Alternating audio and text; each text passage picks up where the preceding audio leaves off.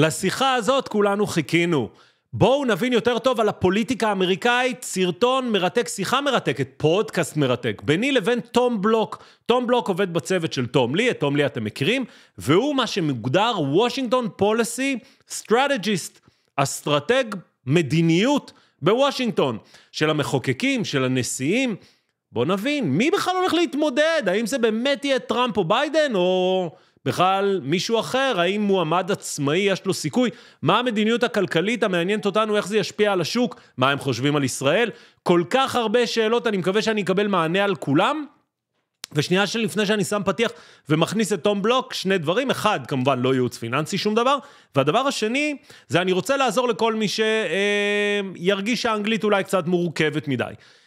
גוגל ויוטיוב יודעים לייצר תרגום אוטומטי. על מנת לייצר תרגום אוטומטי, או כדי שהוא יופיע לכם, מה שאתם עושים זה עושים את הדבר הבא. בתחתית התמונה, במקרה לקחתי תמונה של תום לי, אבל זה לא משנה, יש לכם פה closed caption, CC, אתם מוודאים שזה נצבע באדום מתחת, אתם רואים closed caption. עכשיו, כדי שזה יהיה בעברית, אתם הולכים להגדרות, לסטינגס, אתם רואים אותם פה, בסאבטייטלס, אתם לוחצים על אוטו-טרנסלייט, תרגום אוטומטי, וכותבים עברית. זה אמור להוסיף לכם תרגום בעברית, שירוץ תוך כדי, אתם רואים פה למעלה, ואני מקווה שהוא יהיה מעודכן כמה שיותר או כמה שיותר מדויק. פתיח, ואני מכניס את תום לי. מוכנים? קדימה. מתחילים.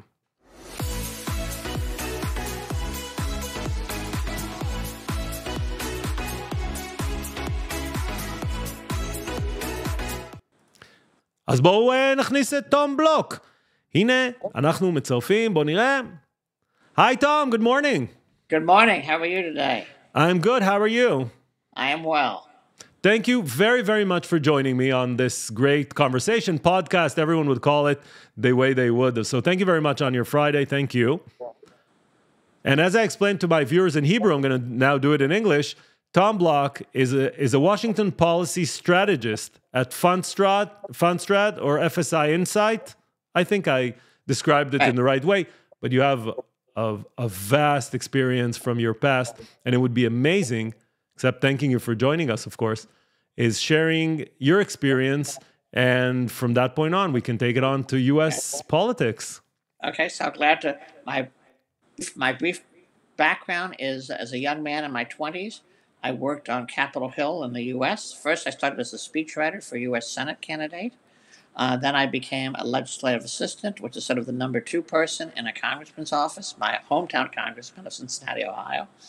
Then he had the nerve to quit on me in the middle of the second term, and I became chief of staff to a congressman from New Jersey named Matt Rinaldo.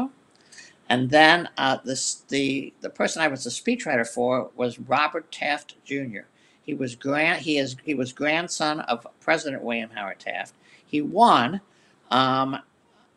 and then he was getting ready to run for re-election. He asked me to come to the Senate. I became his staff director. And after 6 years on Capitol Hill, I moved to New York and ended up working at J.P. Morgan Chase and was, for most of my career, I was the chief lobbyist. I was the global head of government relations. And then for the last several years, when I met Tom Lee and others, I became the Washington policy strategist in the investment bank of J.P. Morgan and worked with clients who had government issues. And I also started to do what I do for Fundstrat, which was write a weekly note for the economics department of J.P. Morgan on what was happening in Washington that could have an impact on capital markets. So that is basically why we're here. And right is why we're here. And so Tom Lee, so I left the bank, I retired, but did some consulting. Tom Lee then left the bank as he was the chief equity strategist of J.P. Morgan. He started his own firm, Fundstrat, where he has had an incredible track record. And he asked me, he said, when you left the bank, nobody really picked up your portfolio. Why don't you do it for me? So I am very excited, and I am having a lot of fun working for Tom Lee and his team as Washington policy strategist for Fundstrat. And again, it's amazing having someone with your experience joining our channel, so thank you very much for that. Okay. The last question would always be the first. That's what someone told me. So take the last question you want to ask and ask it at the beginning. Who's going to run November 5th? So, I mean, unless something dramatic happens, it looks like a replay of Biden versus Trump. There's a lot of, they're both, one is just a little over 80, one is a little under 80. So anything can happen to you physically. I mean, you never know what's going to happen.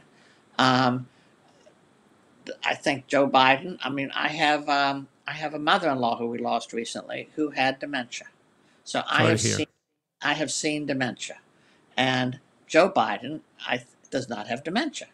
I think he's slowed down. I think physically he's slowed down. But mentally, and I don't think everybody's lying. Everybody says when you have a meeting with Joe Biden, he is quick and with it. And when he speaks, I think he speaks haltingly. He makes mistakes, as we all do. You know, when I work with a lot of people who are closer to my children's age than my age. And whenever they were talking and they forget something, they forget a name or something or a bill in Washington, I always say that doesn't get better as you get older. Yeah.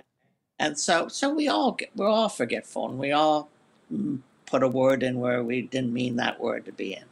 But I think he physically is slowing down. I think he walks very slow. So I think he gives the impression of an old man. And I think America is a young country in every way you can think of, just like Israel. Yeah. And I think we like young people, and we have a bias in our media and everything else towards youth. And Joe Biden sort of defies that stereotype. Donald Trump is just as old. From the pictures I see of him, he looks like he's in terrible physical shape. He's significantly overweight, but he carries himself in a younger way than Joe Biden.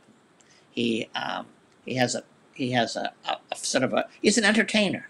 You know, just one of the reasons Ronald Reagan was such a great president is he was a great communicator.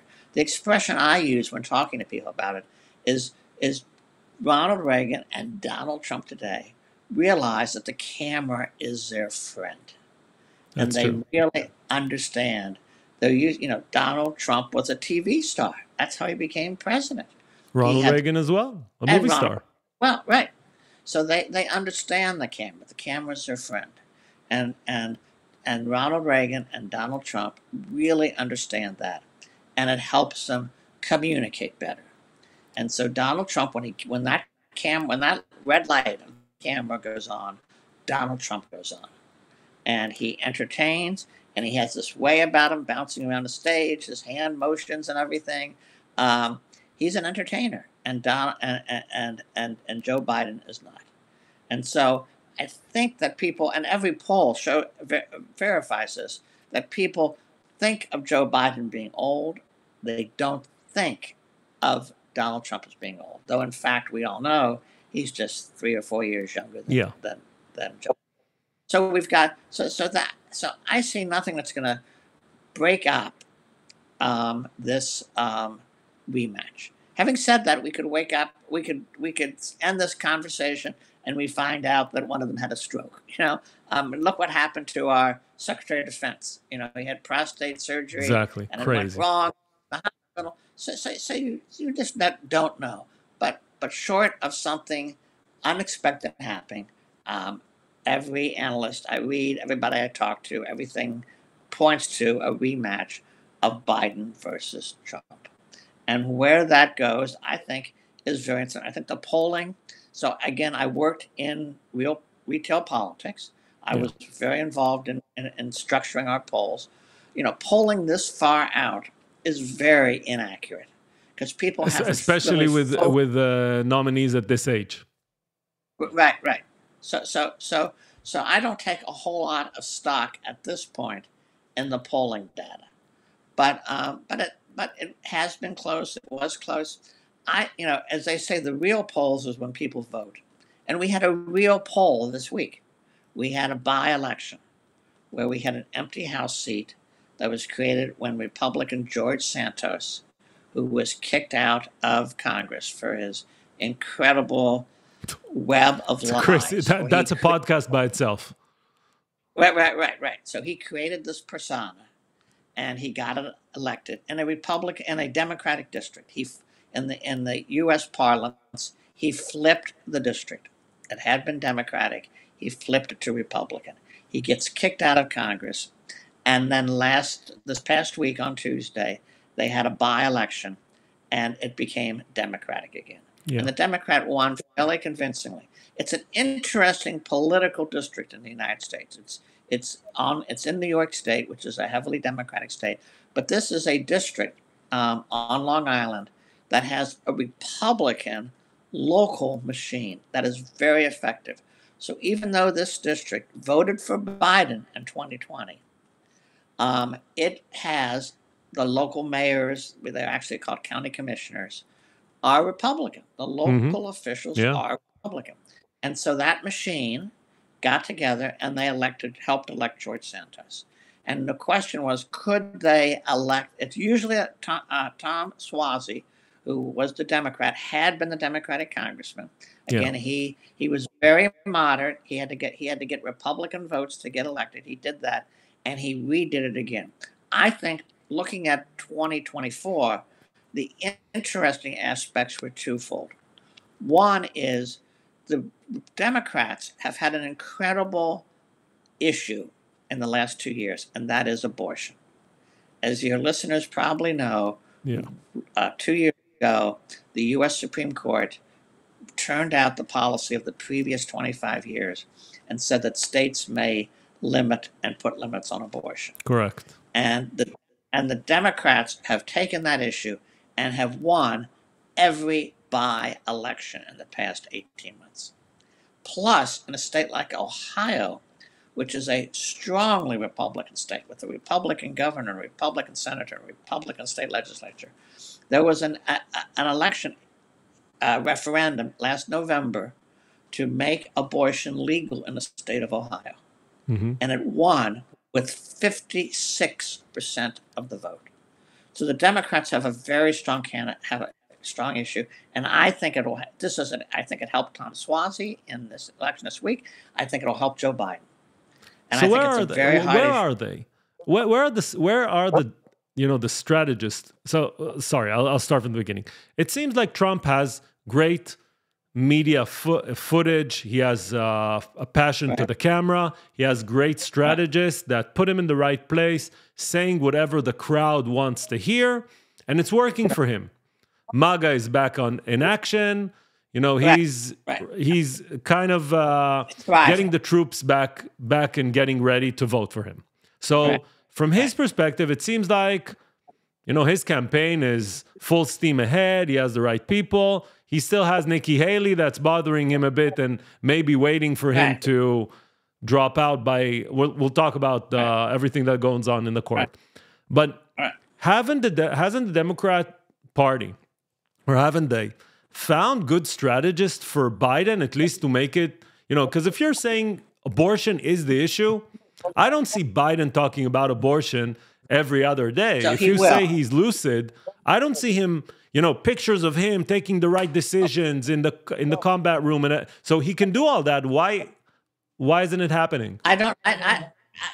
Great question, and I don't know the answer. And I've talked to a lot of people. I talked to a Democratic congressman just last week, who's a friend, and we talked about this exact issue, but we talked about another issue. We talked about the border. So I don't know how much people in Israel you have your own border problem in Israel. No, everyone is seeing the videos of immigrants running through the border wall and no one's stopping them, right? Those are the videos. Right. And I was talking to this Democratic congressman. I said, I just don't get it, having been in politics, how President Biden can be sitting in the living room of the White House, turn on the TV in the evening, see these pictures, and think, well, somebody should do something about this. And so I thought it might be a big enough of an and again, what people don't realize, even though New York City is nowhere near the Mexican border, the Texas governor has very cleverly, in my view, put these immigrants on buses and bused them to cities like New York. Exactly. So my friends in New York tell me it's just horrific that there's a place called the Roosevelt Hotel, which is a closed hotel, very near Grand Central for those listeners who have been to New York. Yeah. And it's just making that whole neighborhood a mess because these people are sleeping on the street, and so it's a big issue in New York where you wouldn't think immigration on the border. And, Exactly. And I thought it, while abortion is a positive issue for the Democrats, the border would be a very positive issue for Republicans. So I was surprised that the Republican candidate, who of course is Israeli, an Ethiopian Israeli, and made the border an issue. She is a legal immigrant, of course, and now a U.S. citizen. And that did not work. I think that is very telling. If I was a Republican strategist, which I was in my youth, I would be worried. I would say the fact that they could not sell that strategy in New York, where it's on the news every single night. It's not on the news in Iowa and Kansas and my hometown of Cincinnati, Ohio, but it is on the news in New York. And it wasn't enough to carry the Republican to victory. And so I think, as someone, again, who's been in politics, I find that a telling sign if I'm a Republican. And so I think both sides appear to have a good cutting issue. The border and immigration for Republicans and the failure, as you were saying, as I said earlier, I just don't understand how Joe Biden doesn't say this is a national emergency. I'm sending tanks. I'm sending the army down to the border, and we're going to stop these immigrants, and we're going to catch them. We aren't going to release them. We're going to send them back to their country of origin. And while they're waiting, we're going to find closed military bases, and we're just going to put them there, and that's where they're going to stay. That is, as someone who got started as a speechwriter for a politician, that's the speech I would write. It's an easy speech to write. It's an easy sell to sell. There's no one that's going to say, no, bring them to our cities and have them sleep in abandoned hotels.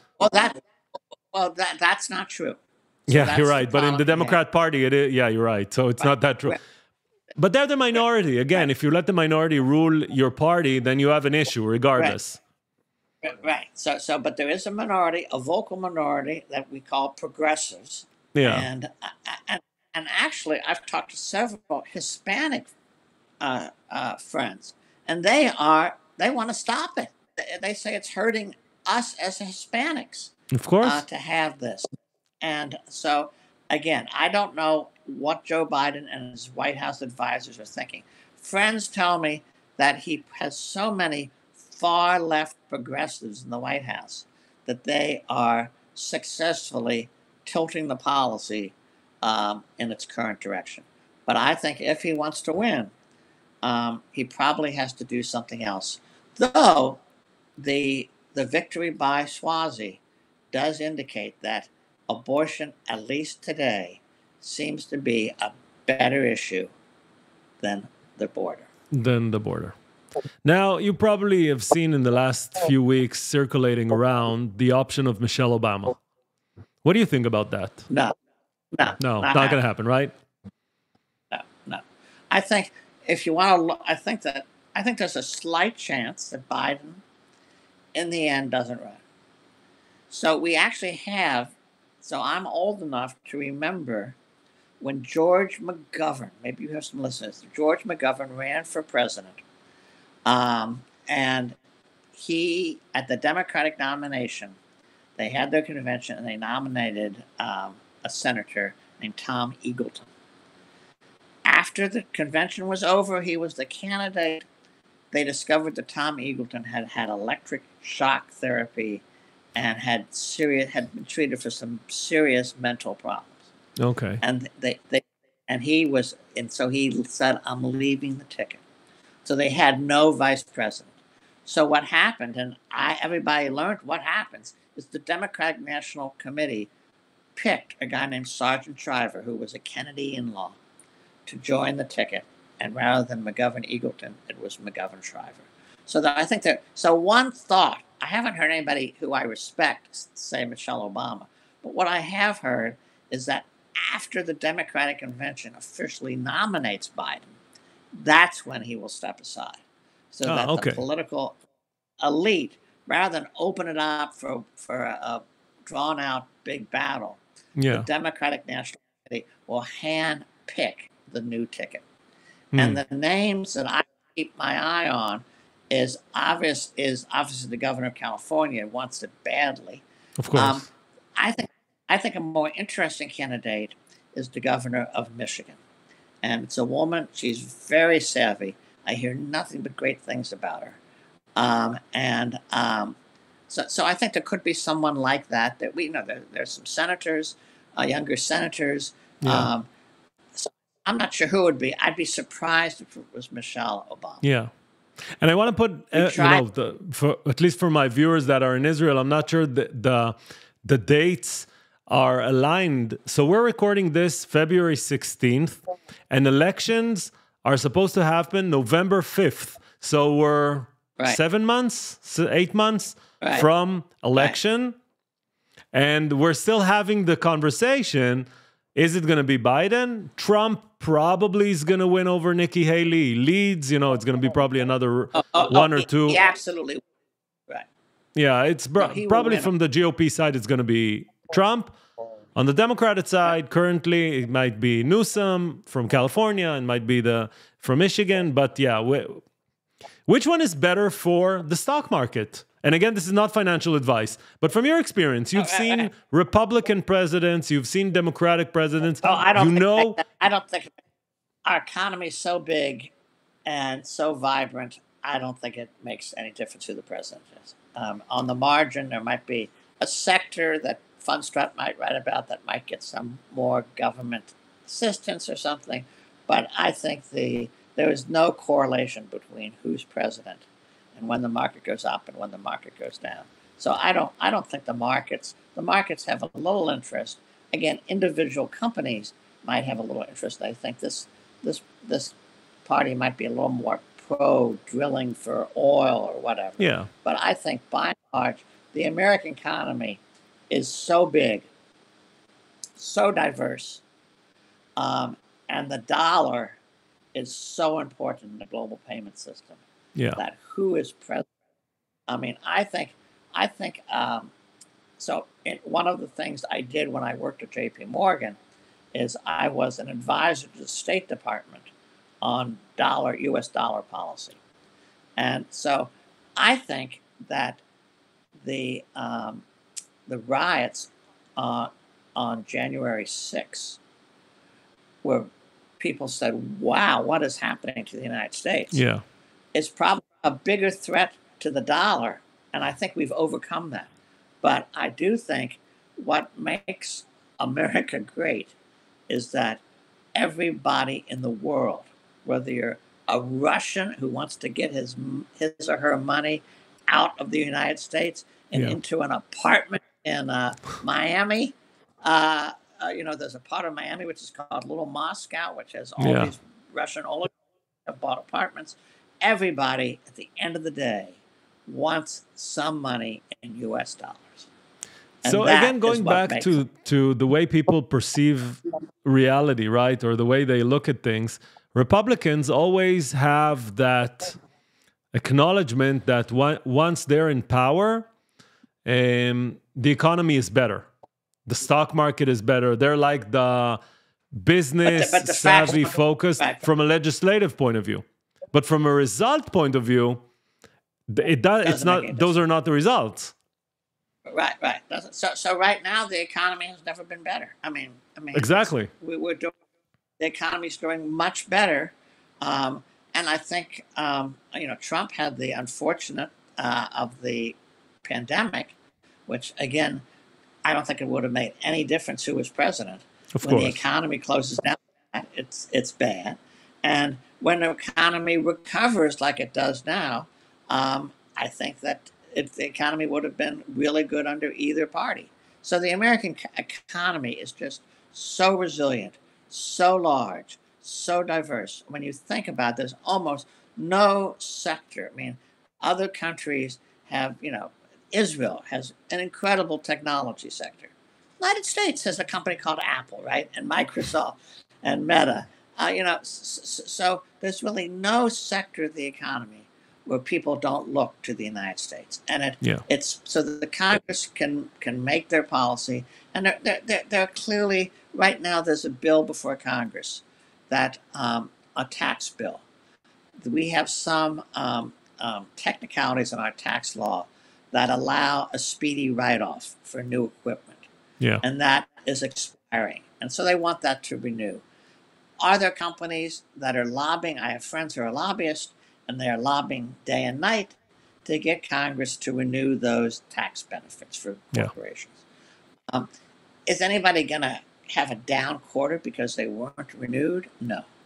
Will they have a little better quarter if they are renewed? Probably yes. But again, we're such a large economy, pervasive in every sector, from agriculture to the iPhone. It would be very hard for one party or another on a big macro basis.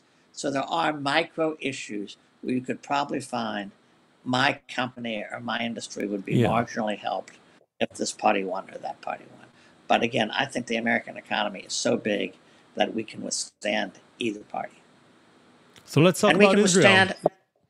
Well, let me just go one other thing. Yeah, go ahead. Sorry. One other point, which is a good tie into Israel, is from a political science perspective, under our system of constitutional government, we can have split government, right? Israel, a parliamentary system, cannot have a split government, right? It's by definition, the government is in, and that government controls the cabinet, controls the parliament, controls the prime minister's office, and we have a different system. So we can, not only can we have, what is the impact of the Republicans or Democrats, but today, as we speak, the Republicans control the U.S., the lower house, the Democrats control the Senate, and the Democrats control the White House. So we have split government as we speak, and the economy is doing just fine, thank you.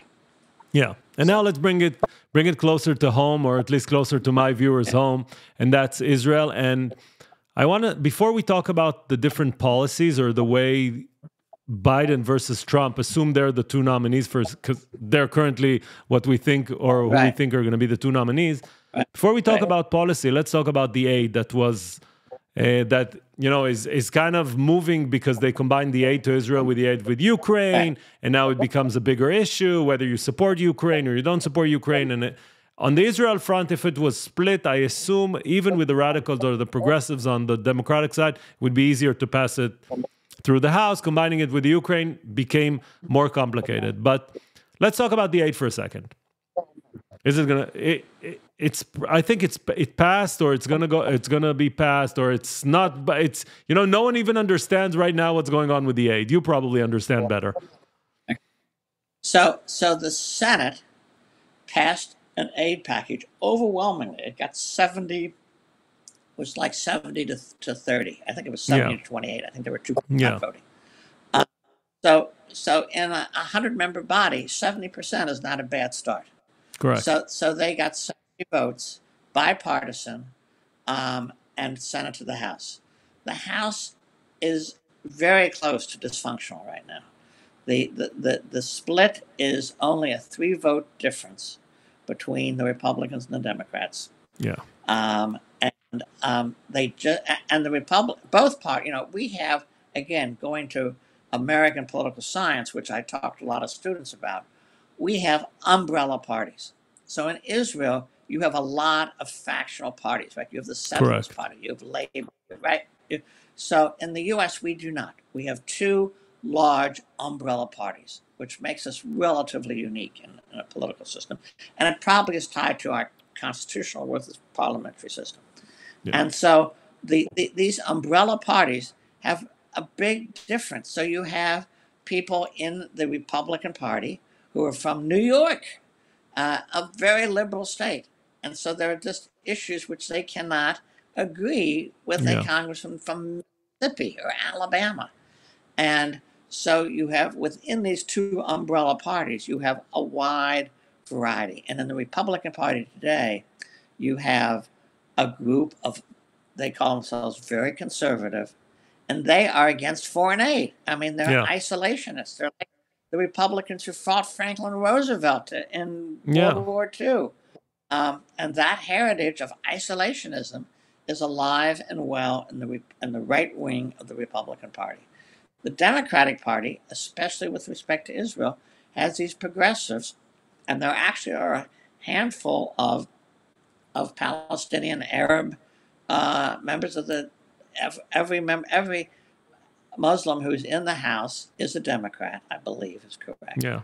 And so they have that split. So I think there is an overwhelming consensus for Israel, and an almost as large overwhelming consensus for Ukraine.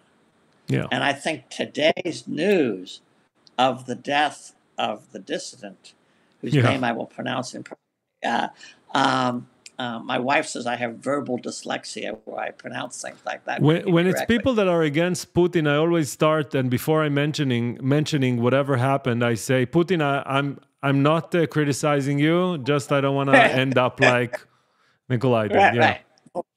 Yeah, and so so I think it again demonstrates to many why we need to help Ukraine. Yeah. Again, Israel has a huge reservoir of goodwill, but they are using up a little bit of that goodwill with the news that comes out and the pictures that come out of Gaza. And but I think at the end of the day, so there's a bill that gives aid to both. It has passed the House, Senate, needs to pass the House. There has been some, again, getting really into the weeds, so I'll just do this for a second, there's a procedure called a discharge petition, which is a parliamentary procedure that can be used in the U.S. House to bring a bill to the House floor against the will of the Speaker. Yeah. In the 1960s, when our civil rights bills were passed, the Democratic Party was really two parties in one. There was the regular Democratic Party, and there were the Southern Democrats, who are today Republicans. So today, the South, almost every representative is a Republican. It used to be they were Democrats, but they were Southern Democrats, and they opposed the Civil Rights Bill. They had very serious positions. They would not bring the Civil Rights bills to the floor of the House, and they used the discharge petition to get it to the House. So there's been some talk of using this very arcane procedure to get this bill to the House. The House and Senate, we have a national holiday this coming Monday, President's Day. President's Day. Both the House and the Senate are out of session until the 28th of February. So there'll be a lot of percolating. It'll be interesting, again, a little minutia, but there's a big conference in Munich this week called the Munich Conference, which is a discussing military defense issues. I think 20 or 30 members of the U.S. Congress are going over to that conference. They're going to hear an earful, both we have to help Israel and we have to help Ukraine. They will then come back and we'll see what happens. So now going to policy itself, because we know that policy, at least from the Democrat side, from October 7th, got closer, at least from my perspective, to helping Israel and solving, at least from Biden's perspective, the Palestinian-Israeli problem. Not saying, for my viewers, I'm not saying it's the right solution or not. I'm just saying it seems like, at least from what I'm reading, is that Biden is pushing for a solution that will be sustainable. From the Republican side, going back to the aid itself, it seems like there's a group that is setting themselves up to listen to everything that Trump says, and whatever he says, they act upon it. So now when we understand those sides, from your perspective, whose policy is more pro-Israel on the long run, not on the short run, not ad hoc, okay, there's something we need to do, let's do this, but from a longer perspective? And I know it's difficult. I'm putting you on the spot here. I think Israel, putting aside the PR problem, I'm going to call it a PR problem that they have with the Palestinian issue, and it has really hurt the consensus. I think that people still support Israel. They support the Jewish state, but they are befuddled, for lack of a better term, by the Netanyahu government approach to Gaza. Okay. That, from what they see, at least, right? From what the videos that come out of Gaza, not because they know the exact truth, whatever it would be. No, so it's really important to understand that the American public focuses on overwhelmingly one thing, and that is the United States of America. I used to, when I worked for J.P. Morgan, I would go over to Europe, and I would meet with clients in Europe who were just like your clients, like your listeners. Yeah. There are people all over the world who invest in the United States. So there are mutual funds that you can buy all over the world, and those mutual funds only buy American companies. Correct. So I would talk to clients of J.P. Morgan who had substantial amounts of money invested in the United States. And I would give a presentation like this. And then afterwards we'd go out to dinner. And they'd say, well, what do Americans, this is Europeans, but similar vein. Yeah. What do Americans think about the euro? And I said, well, you've met me. I'm pretty sophisticated. I have a brother and sister in Cincinnati, Ohio, and they have no idea about the euro. I mean, they just don't think about it. And I think in Israel, this is even more true, but all over the world, except maybe China. But in Europe and every place, you get in your car and you drive a few minutes, an hour, and you're in a place where they have a different currency. It's a different language, everything. Yeah. I mean, you go to the West Bank in Israel and they're speaking a different language. Yeah. And I tell my brother and sister in Cincinnati, Ohio, can get in the car and drive 1,000 miles north, south, east, and west. And it's the same currency, the same language, everything's the same. Yeah. And that is, again, maybe Russia and China have that, but very few countries do. And so they just don't think. So if you're Israeli or you're French or whatever, you just think about the world, because changes in the world have a much greater impact on your everyday life than Americans. And Americans simply, don't think as much about the world. And so it's very hard for somebody any place else in the world to realize how little interest Americans have in their policies. They talk about it. They might go and read about it in the news, but they really don't care. They don't. So between Biden and Trump, which should care. So, I think they're both pro-Israel. President Trump, when he was president, took the historic step of moving the embassy, which was something that the Israeli governments forever had wanted them to do. And Joe Biden has hurt himself politically by being so pro-Israel. Pro-Israel. So yeah. I don't think but I do think that dynamics are changing a little bit because of the perception, real or unreal, among the media elite. Again, if you live in Kansas or Ohio, you aren't really thinking about it every morning. Yeah, no, we're talking about the media elite, let's call them, yeah. Right. They have been taken aback, for lack of a better term, by the ferocity of the Israeli actions in Gaza, and the problems of seeing reports of starving children, of hospitals being bombed, and the coverage has been, again, if you're watching the evening news in the U.S., the coverage of the military actions has been relentless. And so you live in the U.S., so you have seen this. Yeah, I know. And so it is. We have. I remember when right after October 7th occurred, and Tony Blinken, our Secretary of State, went to Israel. Yeah. Installed next to the prime minister and told his family story.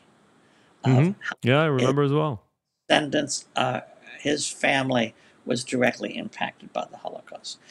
I a little tangent, but I am Jewish, and every Jew who's my age or older knows somebody who was directly impacted by the Holocaust, just like 100% of Israel. Of course. But even in the U.S., if you are Jewish, you know somebody who was directly impacted by the Holocaust. I had a cousin who was on the Kinder transport. Yeah. And if you're not Jewish, you don't. And many Jews do not. So I think that the story of Israel has been lost generationally and is somewhat lost by non-Jews who don't know personally. And you described it very well. It's a PR problem. Right. Because, we can, probably my viewers are like hearing it and saying, why are they saying that? We're doing, and I know how civilized the military is, and how I can say without even blinking that probably most of the stories that are being told are manipulated in order to create that PR scandal. But it's, I won't say it's great hearing it from someone else, but at least you get a better understanding on how people that are listening without prejudice and just listening to the news conceive the news. Whether it's true or not, it doesn't matter. When it's on TV, everyone assumes that it's true. Right. So Israel has a problem. There's no getting around it, and it's we'll call it a PR problem. I think others who are Muslim or supporting Muslim would not call it a PR problem. They'd call it a human rights problem. Yeah, of course. And so I think it's an issue with which the Israeli government is going to have to deal with, because I think if they want this military aid, they're going to have to figure out, how do we solve this problem? Yeah. And I have the answer. Last question. Okay. Who's going to win? I don't know. I got paid to be very involved. I've worked in several House and Senate campaigns. I think it's too early. A lot is going to happen in the world between now and November. True. Who does Trump pick as a vice president? Could Vivek Ramaswamy, isn't it already in the books? No. I think it'll be a woman. I do think it'll be a woman. Yeah. Okay. Interesting. And I do think that, but I think there's just a lot to happen. And again, you have two guys who are 80 years old, and anything can happen when you're 80 years old. And I think, as we've said at the beginning, I think Donald Trump loves the camera, understands the media, understands Donald Trump. He really understands who he is. Yeah. And he has his following, but the past by-elections indicate that it will be a challenge for him. It's not a given Trump wins. I think Biden, the economy is doing well. I think he's got a great issue with abortion. And I think it's just too early to tell. And I wouldn't be shocked.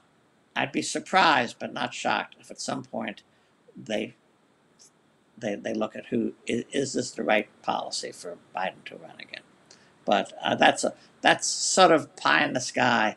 I think it's unlikely. I think a lot of Democrats are with you on that camp, saying, okay, let's stretch that as long as we can, and then kind of do a rug pull and put someone else and get the win. Right. As I said, Democrats who I talk to say that maybe the answer is to wait till after the nominating convention, and let the insiders just pick the person rather than have a knockdown, drag-out fight. So, Tom, I want to thank you very, very much for joining. I'm sure my viewers would really appreciate this conversation, because, your knowledge, your experience was amazing, and we learned a lot of things. I learned a lot of things that I'm sure my viewers would. I told you, when we talked beforehand, I told Tom that probably 3 months, 4 months from now, without knowing what Tom's going to say about the Democratic Party, we're going to look back at this conversation and say, oh, that was so funny what we thought back then. Right. So it's been a pleasure joining you, and good luck to all your listeners. Thank you very much, and have a great weekend. And everyone, thank you very much for watching. Okay. Cheers. Bye-bye. Bye.